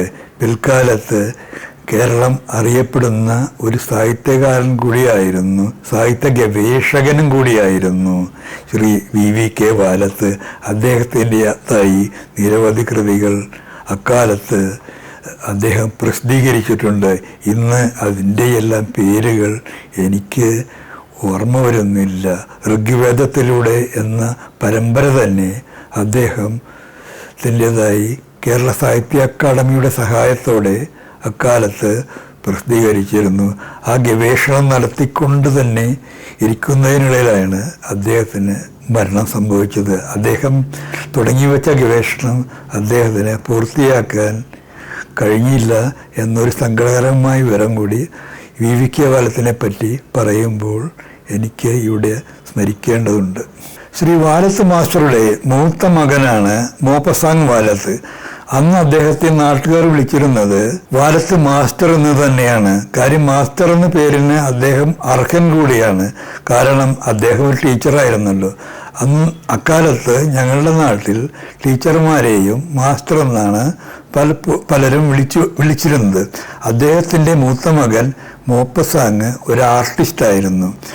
അതായത് ചിത്രകല അക്കാദമിയിൽ പോയിട്ട് അവിടെയാണ് അവൻ ചിത്രകലാ വിദ്യാഭ്യാസം പൂർത്തിയാക്കിയത്. അതിനുശേഷം സ്വന്തമായി ചില രചനകളിൽ ഏർപ്പെട്ടെങ്കിലും പിൽക്കാലത്ത് സാഹിത്യ പ്രവർത്തക സഹകരണ സംഘത്തിൽ ആർട്ടിസ്റ്റായിട്ട് ജോലി ചെയ്യുകയുണ്ടായി. അക്കാലത്ത് നമ്മൾ കാണുന്ന പല NBS പുസ്തകങ്ങളുടെയും കവർ മുഖചിത്രം വരച്ചിട്ടുള്ളത് മോപ്പസാങ് ആണ്. ഇന്ന് അക്കാലത്തെ പല പുസ്തകങ്ങൾ എടുത്ത് നോക്കിയാൽ ഒരുപക്ഷെ ആ കവർ ചിത്രത്തിൻ്റെ അടിയിൽ മോപ്പസാങ്ങിൻ്റെ കയ്യക്ഷരം അല്ലെങ്കിൽ സിഗ്നേച്ചർ ചിലപ്പോൾ കണ്ടെന്ന് വരാം. പിന്നീട് ഈ സഹകരണ സംഘം തന്നെ അവന് പ്രമോഷൻ കൊടുത്ത് അദ്ദേഹത്തെ പബ്ലിക്കേഷൻ മാനേജറാക്കുകയുണ്ടായി. പിന്നീട് ഏതാനും വർഷങ്ങൾക്ക് ശേഷം ആ ജോലി ഉപേക്ഷിച്ച് സ്വന്തമായി പഠന ക്ലാസ് നടത്തുന്നു, അങ്ങനെ വേണമെങ്കിൽ പറയാം. ഇന്ന് ആവശ്യമുള്ളവർക്ക് ഓൺലൈനിൽ കലാ രചനകൾ അദ്ദേഹം ക്ലാസ് നടത്തുന്നുണ്ട്. വാലത്ത് മാസ്റ്ററുടെ രണ്ടാമത്തെ മകൻ ഒരു അധ്യാപകനായിരുന്നു. അവൻ ആ നിലയിലും അവിടെ ശോഭിച്ചിട്ടുണ്ട്. ഏതാനും ആർട്ടിക്കിളെല്ലാം അവൻ എഴുതിയിട്ടുള്ളതായിട്ട് എനിക്കൊരു ഓർമ്മയുണ്ട്. മൂന്നാമത്തെ മകൻ സോക്രട്ടീസ് ചെറുകഥാകൃത്താണ്. ഇന്ന് കേരളത്തിൽ കാണുന്ന മാതൃഭൂമി പോലുള്ള പല പ്രസിദ്ധീകരണങ്ങളിലും അവൻ്റെ ചെറുകഥകൾ പ്രസിദ്ധീകരിച്ച് കാണുന്നുണ്ട്. കൂടാതെ ഓൺലൈനിലും അവൻ സജീവമാണ്. ഈ മോപ്പസാങ് ഒരു വലിയ ചിത്രകാരൻ കൂടിയാണ്.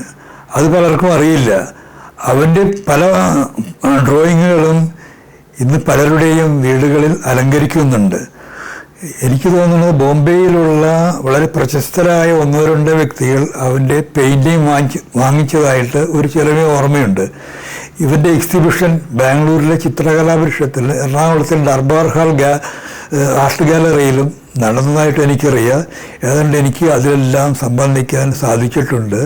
ഈ പെയിൻറ്റിങ്ങുകളെല്ലാം വളരെ വില പിടിച്ചവ തന്നെയാണ്. 10,000-20,000 രൂപ വരെ വിലയുള്ള പെയിൻറ്റിങ്ങുകൾ അവൻ ഇപ്പോഴും വരച്ച് വിൽക്കുന്നുണ്ടെന്നുള്ളതാണ് എൻ്റെ ഓർമ്മ. കൂടാതെ ഓൺലൈനിൽ ക്ലാസ് നടത്തുന്നുണ്ട്. സംഭവബഹുലമായ അദ്ദേഹത്തിൻ്റെ ജീവിതത്തെപ്പറ്റി പറയുമ്പോൾ 60 വയസ്സ് വരെ ടാറ്റ ഓയിൽ മിൽസ് കമ്പനിയിൽ ജോലി ചെയ്തു.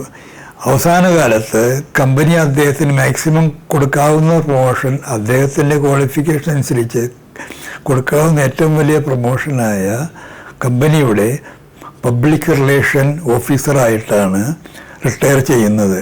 അതുകൂടാതെ കമ്പനി ബോംബെയിൽ നടത്തിയിരുന്ന ഹൗസ് മാഗസിൻ, അതായത് ടാറ്റയുടെ പേരിൽ നടത്തിയിരുന്ന ഹൗസ് മാഗസിൻ, ബോംബെയിൽ അവർക്കത് പ്രസിദ്ധീകരിക്കാൻ പ്രായോഗിക ബുദ്ധിമുട്ടുണ്ടെന്ന് മനസ്സിലാക്കിയ അദ്ദേഹം അത് എറണാകുളത്ത് നിന്ന് കമ്പനിക്ക് വേണ്ടി പ്രസിദ്ധീകരിച്ചു കൊടുത്തതായിട്ട് എനിക്ക് ഓർമ്മയുണ്ട്. അന്നത് പ്രിൻ്റ് ചെയ്തിരുന്നത് എസ്.ടി. റെഡ്ഡിയാർ പബ്ലിക്കേഷൻ, എസ്.ടി. റെഡ്ഡിയാറുടെ പ്രസ്സിലായിരുന്നു. അങ്ങനെയാണ് റെഡ്ഡിയാരുടെ അന്ന് റെഡ്ഡിയാർ പ്രസ് നടത്തിയിരുന്ന രാജേന്ദ്രനുമായിട്ട് ചങ്ങാത്തത്തിലായത്. ആ സൗഹൃദം അങ്ങനെ നീണ്ടുനിന്ന് പിൽക്കാലത്ത് അമേരിക്കൻ വിദേശയാത്ര നടത്തിയപ്പോൾ അദ്ദേഹത്തിൻ്റെ യാത്രാ ചിലവിൻ്റെ നല്ലൊരു ഭാഗം സഹൃദനായ ഈ റെഡ്ഡിയാർ വഹിച്ചതായിട്ട് എനിക്ക് ഓർമ്മയുണ്ട്. അദ്ദേഹത്തോടുള്ള കടപ്പാട് മാനിച്ച് പിൽക്കാലത്ത് അദ്ദേഹം തുടങ്ങിയ ഒരു സചിത്രകഥയ്ക്ക് വേണ്ടി സ്ഥിരമായി റിട്ടയർ ചെയ്തതിന് ശേഷം അദ്ദേഹത്തിൻ്റെ കൂടെ ജോലി ചെയ്തിട്ടുണ്ട്. അദ്ദേഹത്തിൻ്റെ കൂടെ ഇരിക്കുന്ന കാലത്താണ് 65 വയസ്സിൽ അദ്ദേഹം വിടവാങ്ങുന്നത്. പിതാവിൻ്റെ യാത്രകളെപ്പറ്റി പറയുമ്പോൾ ഒരു പക്ഷേ അക്കാലത്ത് ജീവിച്ചിരുന്ന സാഹിത്യകാരന്മാരിൽ ഏറ്റവും അധികം തദ്ദേശ യാത്രകളും വിദേശ യാത്രകളും നടത്താൻ സാധിച്ചിട്ടുള്ള ഒരു വ്യക്തി തന്നെയാണ് എൻ്റെ പിതാവ്.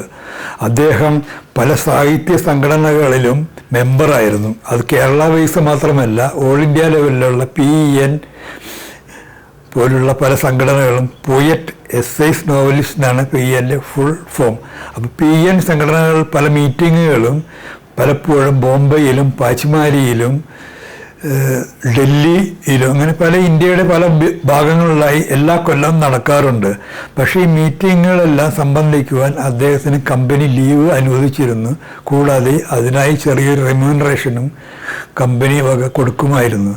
അങ്ങനെയെല്ലാമാണ് ഈ പല യാത്രകളും നടത്തിയിട്ടുള്ളത്. അതിനെപ്പറ്റിയെല്ലാം അദ്ദേഹം യാത്രാവിവരണങ്ങൾ എഴുതുമായിരുന്നു. അതെല്ലാം ഞങ്ങൾക്ക് വായിക്കുമ്പോൾ ഞങ്ങൾക്കതൊരു പുതിയ അറിവായിരുന്നു ഇന്ത്യയെപ്പറ്റി അക്കാലത്ത്. പിന്നീടാണ് വിദേശയാത്രകളിലേക്ക് കടക്കുന്നത്. ആദ്യമായി വിദേശയാത്ര ചെയ്ത് എൻ്റെ ഓർമ്മ ശരിയാണെങ്കിൽ സിംഗപ്പൂരിലേക്കാണ്. അദ്ദേഹത്തിൻ്റെ സുഹൃത്ത് KSK കഴിമ്പ്രം എന്ന ഒരു ചെറിയ സാഹിത്യകാരൻ അദ്ദേഹത്തെ ഒരുപാട് സാഹിത്യ രചനകളിലും മറ്റും എൻ്റെ പിതാവ് സഹായിച്ചിട്ടുണ്ട്.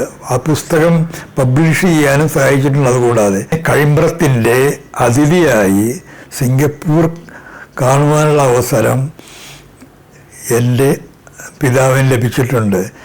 അന്ന് ഈ കഴിമ്പ്രം എന്ന് പറയുന്ന മനുഷ്യൻ മാതൃഭൂമി വാരാന്ത്യപ്പതിപ്പിൽ ചെറിയ ആർട്ടിക്കിൾ എഴുതുമായിരുന്നു. പക്ഷേ അദ്ദേഹത്തിന് മലയാള ഭാഷ മുഴുവനായി എഴുതുവാൻ ചിലപ്പോൾ കഴിഞ്ഞെന്ന് വരില്ല. അദ്ദേഹം എഴുതുന്ന പോയിൻസുകൾ ചിലപ്പോൾ ഇംഗ്ലീഷിലോ അതല്ലെങ്കിൽ ഏതെങ്കിലും പത്രമാസികകളിൽ നിന്നുള്ള കട്ടിങ്സുകളായിട്ട് എൻ്റെ പിതാവിന് സിംഗപ്പൂരിൽ നിന്ന് അയച്ചു കൊടുക്കുമായിരുന്നു. അദ്ദേഹം സിംഗപ്പൂരിലെ വിശേഷങ്ങളെപ്പറ്റി അതൊരു ലേഖനം തയ്യാറാക്കി മാതൃഭൂമിക്ക് KSK കഴിമ്പ്രം സിംഗപ്പൂർ എന്ന് പറഞ്ഞ് അയച്ചു കൊടുത്ത് പല ലേഖനങ്ങളും ഈ കഴിമ്പ്രത്തിന് വേണ്ടി അദ്ദേഹം ചെയ്തതായിട്ട് എനിക്ക് ഓർമ്മയുണ്ട്. ഇന്നും മാതൃഭൂമിയുടെ പഴയ പത്രത്താളുകളോ അല്ലെങ്കിൽ വരാന്തി പതിപ്പിൻ്റെ താളുകളോ തപ്പിയാൽ അത് കാണാൻ സാധിക്കും. അതുകൂടാതെ എൻ്റെ പിതാവ് ധാരാളം ലേഖനങ്ങൾ മാതൃഭൂമി വരാന്തി പതിപ്പിൽ NV കൃഷ്ണവാര്യർ ഉണ്ടായിരുന്ന കാലത്ത് എഴുതുമായിരുന്നു. അതെല്ലാം പഴയ കഥ. ഇപ്പോൾ പറയുമ്പോൾ അദ്ദേഹത്തിൻ്റെ യാത്രകളെപ്പറ്റി പറയുമ്പോൾ പിന്നീട് അദ്ദേഹം യാത്ര ചെയ്തത് സോവിയറ്റ് നാടുകളിലേക്കാണ്. അതെങ്ങനെയാണെന്ന് വെച്ചാൽ സോവിയറ്റ് ലാൻഡ് എന്ന അവരുടെ ഒരു പ്രസിദ്ധീകരണം മദ്രാസിൽ നിന്നും ഇറക്കിയിരുന്നു. കോൺസുലേറ്റ് ജനറലാണ് അത് നടത്തിയിരുന്നത്. ഇന്ത്യൻ ഭാഷകളിൽ സോവിയറ്റ് നാടിനെ പരിചയപ്പെടുത്തുക എന്ന ഉദ്ദേശത്തോടു കൂടിയാണ് അങ്ങനെയുള്ള സോവിയറ്റ് നാടെന്ന് പറയുന്ന ഒരു പ്രസിദ്ധീകരണം അക്കാലത്ത് നടത്തിയിരുന്നത്. അന്ന് സോവിയറ്റ് നാടുകളെപ്പറ്റി ഒരുപാട് വായിക്കുവാനും അറിവ് നേടാനും ഈ സോവിയറ്റ് നാട് എന്നെ ധാരാളം സഹായിച്ചിട്ടുണ്ട്. ഇന്നും സോവിയറ്റ് നാട് കാണുക എന്നുള്ളത് എൻ്റെ ഏറ്റവും വലിയ ആഗ്രഹമാണ്. പക്ഷേ ഇന്നുവരെ അതിനുള്ളൊരു സന്ദർഭം കിട്ടിയിട്ടില്ല. പക്ഷെ എന്തായാലും കിട്ടുമെന്ന് തന്നെയാണ് ഞാൻ പ്രതീക്ഷിക്കുന്നത്. അന്നൊരു സ്വർഗമായിരുന്നു സോവിയറ്റ് രാജ്യം. അദ്ദേഹത്തിൻ്റെ രക്തനക്ഷത്രങ്ങളുടെ നാട്ടിൽ എന്ന കൃതിയിൽ സോവിയറ്റ് നാടിനെ പറ്റി വളരെ ഭംഗിയായി വിവരിച്ചിട്ടുണ്ട്. ഇന്ന് ആ പുസ്തകം ഔട്ട് ഓഫ് സ്റ്റോക്കാണ്. പ്രസിദ്ധീകരണശാലക്കാർ പലരും അത് വീണ്ടും വീണ്ടും പ്രസിദ്ധീകരിക്കാൻ തയ്യാറായിട്ടില്ല. ഞാൻ അതിനുവേണ്ടി DC ബുക്സിനെയും കൂടാതെ സാഹിത്യ പ്രവർത്തന സഹകരണ സംഘത്തെയും ഇപ്പോഴും ഇടയ്ക്കിടയ്ക്ക് ഓർമ്മപ്പെടുത്തിക്കൊണ്ടിരിക്കാറുണ്ട്. അവർ ഇന്നല്ലെങ്കിൽ നാളെ ചെയ്യാം എന്ന് പറയുന്നതല്ലാതെ പഴയ സാഹിത്യകാരനെ മറക്കുകയാണ് അവരെല്ലാവരും ചെയ്യുന്നത്. എൻ്റെ കഠിന പ്രയത്നത്താൽ പിന്നീട് വന്ന ഒരു സെക്രട്ടറിയെ ഞാൻ നിരന്തരം കോട്ടയത്ത് പോയി കാണുകയും എന്നോടുള്ള ഒരു അലിവ് തോന്നിയിട്ട് അദ്ദേഹത്തിൻ്റെ 1-2 പുസ്തകങ്ങൾ പബ്ലിഷ് ചെയ്യാൻ അദ്ദേഹം തയ്യാറായിട്ടുണ്ട്. ആ 2 പുസ്തകങ്ങൾ മാത്രമേ ഇന്ന് മാർക്കറ്റിൽ നിലവിൽ ലഭ്യമുള്ളൂ. ഒന്ന് 11 യൂറോപ്യൻ നാടുകൾ, മറ്റൊന്ന് നയാഗരയുടെ നാട്ടിൽ. അത് അമേരിക്കൻ യാത്രകളെ പറ്റിയാണ്. ഈ 2 പുസ്തകങ്ങൾ ഒഴിച്ച് ഏതാണ്ട് 10-15 പുസ്തകങ്ങൾ യാത്രാ വിവരണങ്ങളായി എഴുതിയിട്ടുണ്ടെങ്കിലും ഇന്ന് ഇവയൊന്നും മാർക്കറ്റിൽ ലഭ്യമല്ല. പക്ഷേ കേരള സാഹിത്യ അക്കാദമിയുടെ ലൈബ്രറിയിൽ ഈ പുസ്തകങ്ങൾ ആർക്കെങ്കിലും വായിക്കണമെന്നുണ്ടെങ്കിൽ തീർച്ചയായും അവിടെ നിന്ന് ലഭിക്കുന്നതായിരിക്കും. സോവിയറ്റ് യാത്രയ്ക്ക് ശേഷം അദ്ദേഹത്തിന് പിന്നീട് കിട്ടിയ ഒരു അവസരം 11 യൂറോപ്യൻ നാടുകൾ സന്ദർശിക്കുവാനാണ്. ഏതോ ഒരു സാംസ്കാരിക സംഘടനയാണ് അദ്ദേഹത്തെ അതിനുവേണ്ടി അങ്ങോട്ട് ക്ഷണിച്ചത്. അദ്ദേഹത്തിൻ്റെ കൂടെ ഒരതിഥിയായി ടാറ്റ ഓയിൽ മിൽസ് ഹെഡ് ഓഫീസിലെ ഒരു ഓഫീസറും കൂടെ യാത്ര ചെയ്തതായിട്ടാണ് എനിക്ക് ഓർമ്മ. 2 പേരും കൂടിയാണ് ബോംബെയിൽ നിന്നും യാത്ര പുറപ്പെട്ടത്. ഇന്നത്തെ പോലെ ശങ്കൻ വിസ അന്നില്ല. ഓരോ രാജ്യത്തിൻ്റെയും പ്രത്യേക വിസകൾ നേരത്തെ വാങ്ങിയിരിക്കണം. അതൊരു വലിയ ഒരു ജോലിയായിരുന്നു. ബോംബെയിൽ പോയി ഏതാനും ദിവസങ്ങൾ താമസിച്ച് ഓരോ എംബസിയുടെയും അവരുടെ ഓഫീസുകളിൽ കയറി ഇറങ്ങി പാസ്പോർട്ടിൽ വിസയുടെ സ്റ്റാമ്പ് വാങ്ങിക്കണമായിരുന്നു. കോൺസുലേറ്റ് ജനറലിൻ്റെ പല ഓഫീസുകളും അക്കാലത്ത്, യൂറോപ്യൻ രാജ്യങ്ങളുടെ പല ഓഫീസുകളിലും അക്കാലത്ത് ബോംബെയിലുണ്ടായിരുന്നു. അങ്ങനെയാണ് അദ്ദേഹം ബോംബെയിലുള്ള മലയാളികളുമായി സൗഹൃദം പ്രാപിക്കുന്നത്. അക്കൂട്ടത്തിൽ ടി ദാമു വളരെ അറിയപ്പെടുന്നൊരു വ്യക്തിയാണ്. അദ്ദേഹം ഒരു കഥാകൃത്തും കൂടിയായിരുന്നു. മനോരമ വീക്കിലിയിൽ അദ്ദേഹത്തിൻ്റെ നിരവധി കഥകൾ അക്കാലത്ത് ബോംബെ ജീവിതത്തെ പറ്റി പ്രസിദ്ധീകരിച്ചതായിട്ട് ഞാൻ ഓർക്കുന്നു. അങ്ങനെ ദാമുവിൻ്റെ ഒരു സഹായത്തോടെ ബോംബെ ദൂരദർശനിൽ ഒരു ഇൻ്റർവ്യൂ ടെലികാസ്റ്റ് ചെയ്തതായിട്ട് എനിക്ക് ഓർമ്മയുണ്ട്. പിന്നീട് ആ ഇൻ്റർവ്യൂ ഞങ്ങൾ കുട്ടികൾ വീട്ടിലിരുന്ന് ആസ്വദിച്ചിട്ടുണ്ട്. അങ്ങനെയാണ് കൊച്ചിയിൽ നിന്നും വിമാനത്തിൽ ബോംബെക്ക് പുറപ്പെട്ടത്. ഈ വിമാനത്താവളത്തിൽ പ്രശസ്ത സാഹിത്യകാരന്മാരായ അന്നത്തെ പ്രശസ്ത സാഹിത്യകാരന്മാരായ പലരും അദ്ദേഹത്തെ യാത്രയയപ്പ് നൽകിയ ഞങ്ങൾ ഓർക്കുന്നു. ഒന്ന് മിസ്റ്റർ ഒ പി ജോസഫ്, അദ്ദേഹം FACTയുടെ പബ്ലിക് റിലേഷൻ മാനേജറായിരുന്നു. കൂടാതെ ഒരു എം പരമേശ്വരൻ നായരെ ഓർക്കുന്നു. അദ്ദേഹം ഒരു ടിമ്പർ മർച്ചൻ്റാണെങ്കിലും ഒരു സാഹിത്യകാരനും സാഹിത്യ കൗതുകിയുമായിരുന്നു. അതുകൂടാതെ ഞങ്ങൾ കുടുംബാംഗങ്ങളും കേരള ഹിസ്റ്ററി അസോസിയേഷൻ്റെ സെക്രട്ടറി ആയിരുന്ന PA സയ്യിദ് മുഹമ്മദും അന്നത്തെ കളക്ടറായിരുന്ന കൃഷ്ണകുമാറാണോ രാജനാണോ എന്നെനിക്ക് ഓർമ്മയില്ല, മുതലായ സാഹിത്യപ്രേമികൾ അദ്ദേഹത്തിന് ഒരു യാത്രയയപ്പ് നൽകിയതായി എനിക്ക് ഓർമ്മയുണ്ട്. ആ യാത്രയയപ്പ് അവരെ കൂടാതെ ഞങ്ങൾ കുടുംബാംഗങ്ങളും ഉണ്ടായിരുന്നു. അന്നത്തെ വിമാനത്താവളം ഇന്ന് വെല്ലിംഗ്ടൺ ഐലൻഡിലായിരുന്നു. ഇന്ന് കാണുന്ന നേവിയുടെ വിമാനത്താവളത്തിൽ നിന്നാണ് അന്ന് ബോംബെക്ക് വിമാനം കൊച്ചിയിൽ നിന്നും പറന്നു ഉയർന്നിരുന്നത്. പിൽക്കാലത്താണല്ലോ നെടുമ്പാശ്ശേരിയിൽ വലിയ അന്താരാഷ്ട്ര വിമാനത്താവളം ഉയരുന്നത്. അങ്ങനെ ബോംബെയിലെത്തി അവിടെ ഏതാനും ദിവസങ്ങൾ ചിലവഴിച്ച ശേഷമാണ് നേരെ ഏതൻസിലേക്കായിരുന്നു ആദ്യ യാത്ര.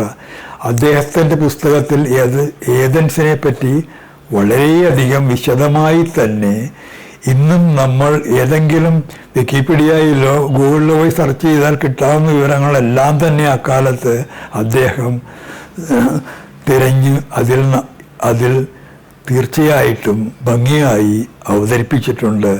ഇന്ന് ഏതൊരു സഞ്ചാരപ്രിയനും വായിച്ചിരിക്കേണ്ട ഒരു പുസ്തകം കൂടിയാണ് അദ്ദേഹത്തിൻ്റെ 11 യൂറോപ്യൻ നാടുകളിൽ എന്നത്. അങ്ങനെ അദ്ദേഹം അതിനുശേഷം അവിടെ നിന്ന് പിന്നീട് പോയത് റോമിലേക്കാണ്. റോമിൽ ഏതാനും ദിവസം ചിലവഴിച്ച ശേഷം ജനീവയിൽ പോയി. അങ്ങനെ ഓരോ 2-3 ദിവസം കൂടുമ്പോൾ ഓരോ രാജ്യത്തു നിന്നും കറങ്ങി പോയി.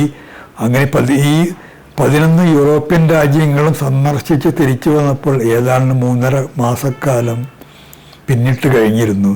ഈ 3.5 മാസക്കാലവും അദ്ദേഹത്തിന് ലീവ് കമ്പനി അനുവദിച്ചതായിട്ടാണ് എൻ്റെ ഒരു ഓർമ്മ.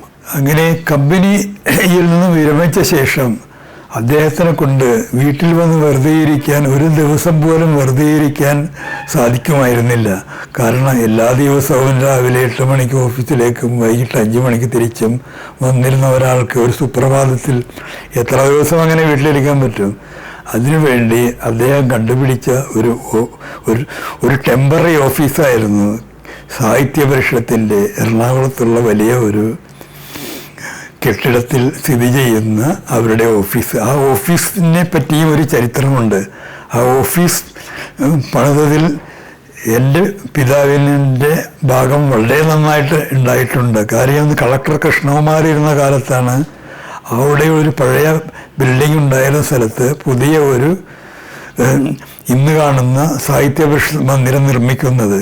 അതിൽ പുള്ളി ഒരുപാട് പ്രവർത്തിച്ചിട്ടുണ്ട്. അതിൻ്റെ ഒരു ഭാഗം ആ കെട്ടിടത്തിൻ്റെ പണി തീർക്കാനായിട്ട് പുള്ളി അന്നത്തെ കാലത്ത് അഹോരാത്രം എങ്ങനെ പ്രവർത്തിച്ചെന്ന് ചോദിച്ചാൽ, അന്ന് കളക്ടർ കൃഷ്ണകുമാറിൻ്റെ കാലത്ത് അദ്ദേഹം ഗവൺമെൻറ്റിൽ നിന്ന് ഒരുപാട് സഹായങ്ങൾ നൽകിയിരുന്നു ഈ കെട്ടിടം പണി പൂർത്തിയാക്കുവാനായിട്ട്.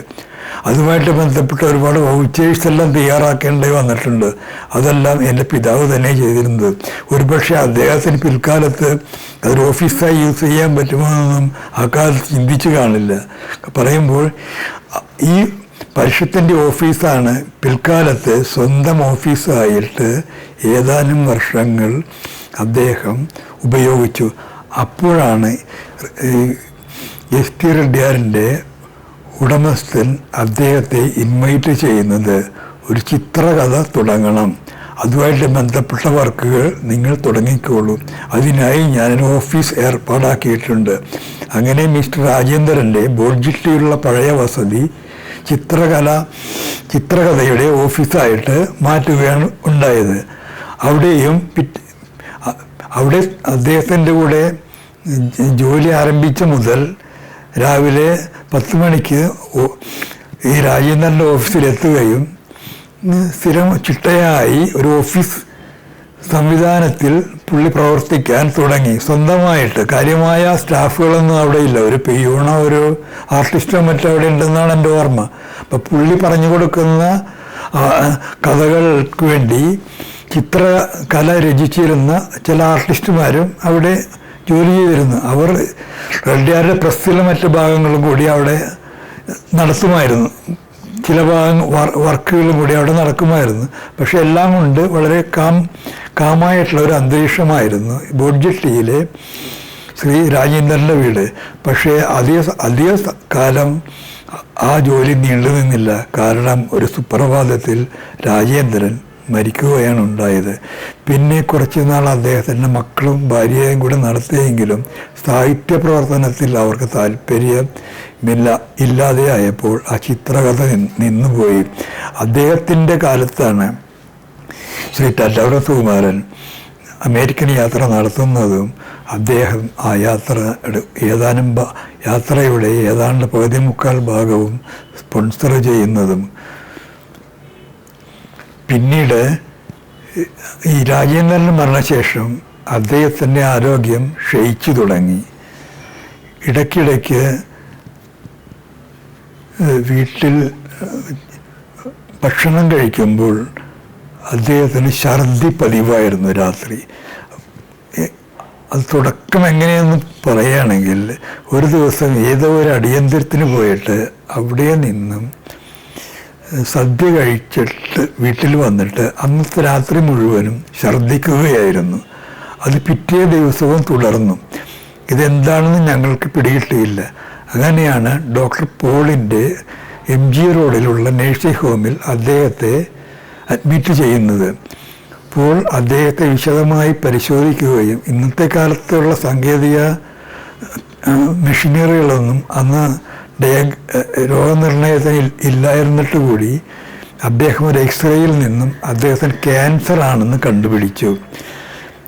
അപ്പോൾ ഡോക്ടർ എന്നെ വിളിച്ചിട്ട് പറഞ്ഞു, രാധാകൃഷ്ണ, ഒരു ചെറിയ ഓപ്പറേഷൻ വേണ്ടി വരും. പക്ഷേ ഈ ഓപ്പറേഷനിൽ അദ്ദേഹം വിജയിക്കുമോ ഇല്ലയോ എന്ന് ഞങ്ങൾക്ക് ഗ്യാരണ്ടിയില്ല. പക്ഷേ ഞാൻ ഒരു ജീവിതത്തിൽ അന്ന് കരഞ്ഞതുപോലെ പിന്നീട് ഒരിക്കലും കരയേണ്ടി വന്നിട്ടില്ല.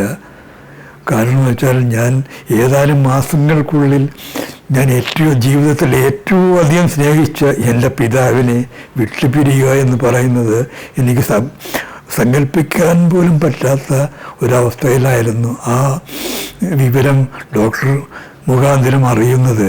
പിന്നീടുള്ള അങ്ങോട്ടുള്ള അദ്ദേഹത്തിൻ്റെ ജീവിതം ഓരോ ദിവസവും സിങ്ക് ചെയ്ത് ഏതാണ്ട് 3 മാസത്തിന് ഉള്ളിൽ അദ്ദേഹം ദിവംഗതനായി.